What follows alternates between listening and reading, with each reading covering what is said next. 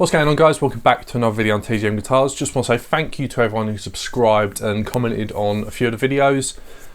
Makes me want to do more and kind of interact with you guys a lot more. So yeah, thanks for that. If you haven't already, then consider subscribing or even leaving a like on the videos that you enjoy. So over the past 10 years, we've seen a real rise and prevalence in the amount of guitarists using amp modelling, whether that's live or in the studio. I know a lot of people, for their home setting, especially me for a while, would just plug straight into the computer and get our tones that way. And the stigma surrounding it, that people are not using proper amplifiers, is kind of dying off. If somebody turns up to a gig with a Line 6 Helix, for example, that's perfectly acceptable. Nobody's going to give you dirty looks or wonder what the hell you're doing. And it begs the question, are these old amplifiers starting to die out? Are they going to disappear anytime soon?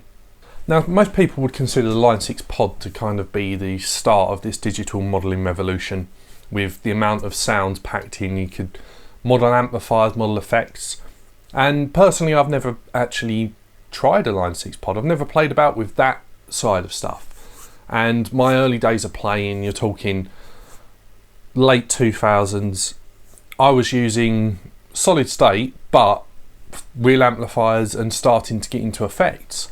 But a lot of people around me weren't. Now at school, we had Line 6 Spider amplifiers.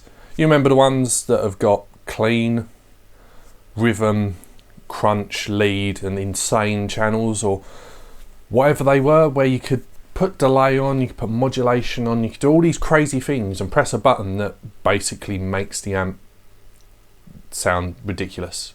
Now, of course, because these were the amps I had at schools, I had to use them, and I always found it difficult because they felt stale to me, and due to that I'd put more gain on, more gain, more delay, more anything to kind of make the sound feel bigger to me and easier to play.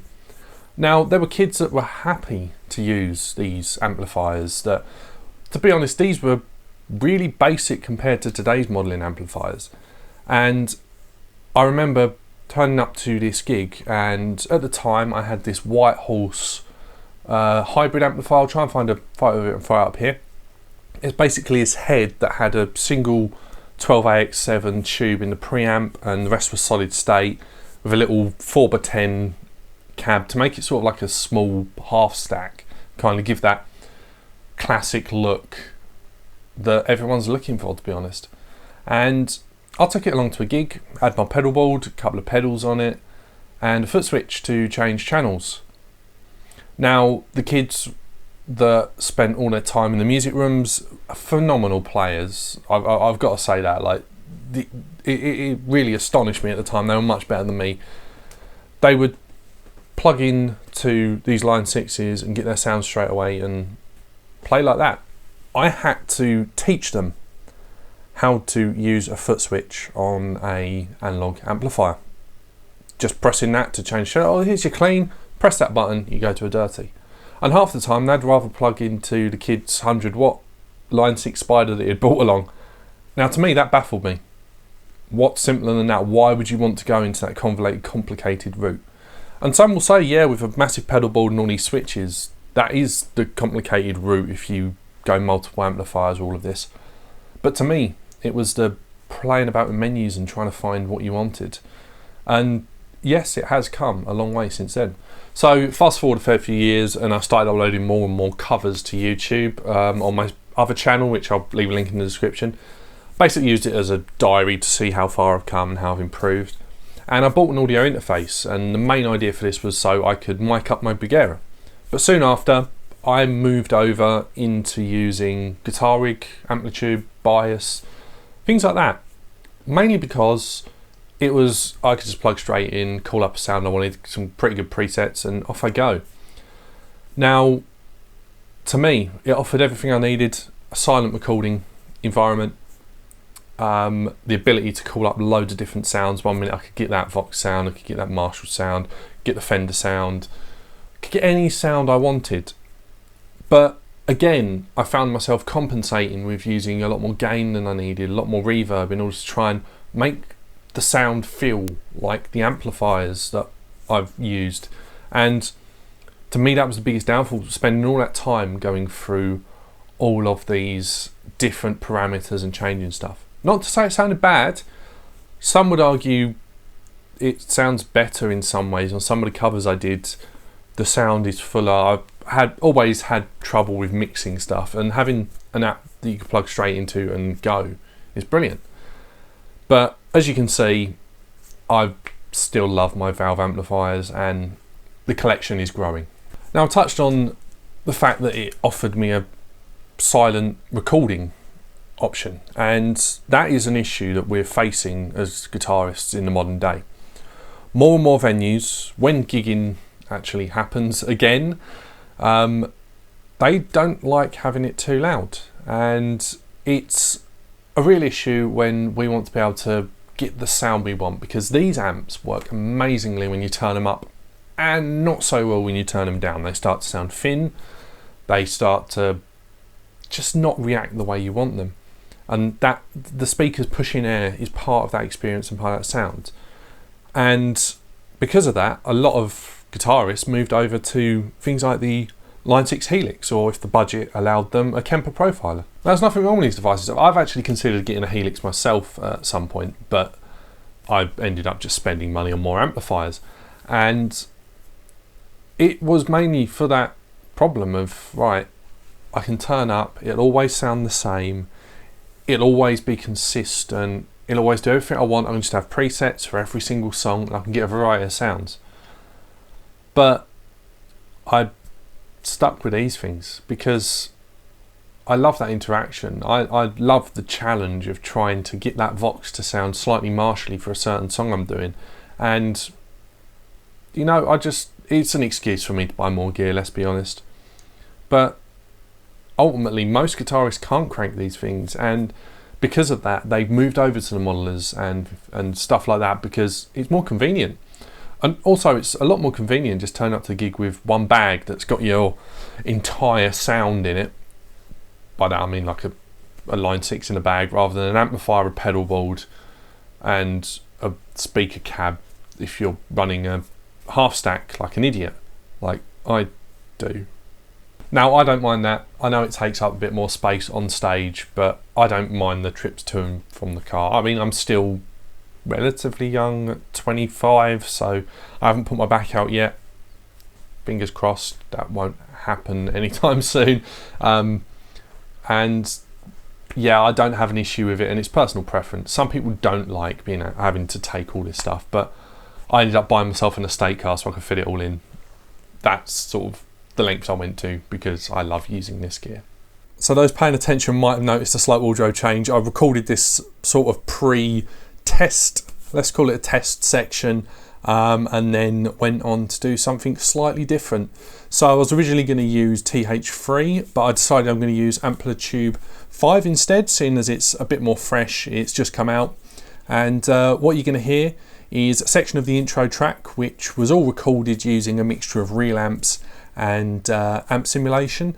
And what I'm going to do is put through each channel my Vox AC30 C2 and then the emulation of an AC30, and we're just going to sort of A/B them. Now, I was going to try and make these sound as identical as possible, but there are some slight discrepancies, mainly being every amp sim models a 60s sort of glory days era of AC30, and this is a brand new one, so they're not going to sound exactly the same. But what I'm going to do instead is just go for tones that I kind of like, and we'll see what happens, I guess.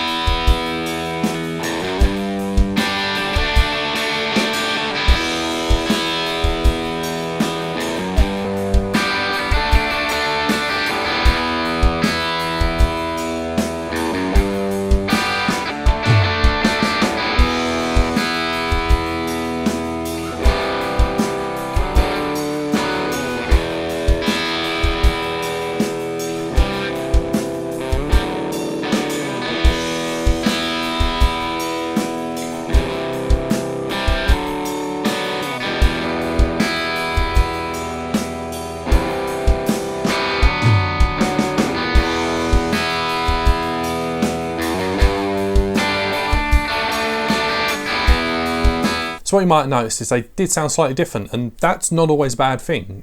Just because your amp sim doesn't sound exactly the same as an amp doesn't make it rubbish. To be honest, you would probably EQ them, and well, let's take a look at them both with the same EQ profile on them.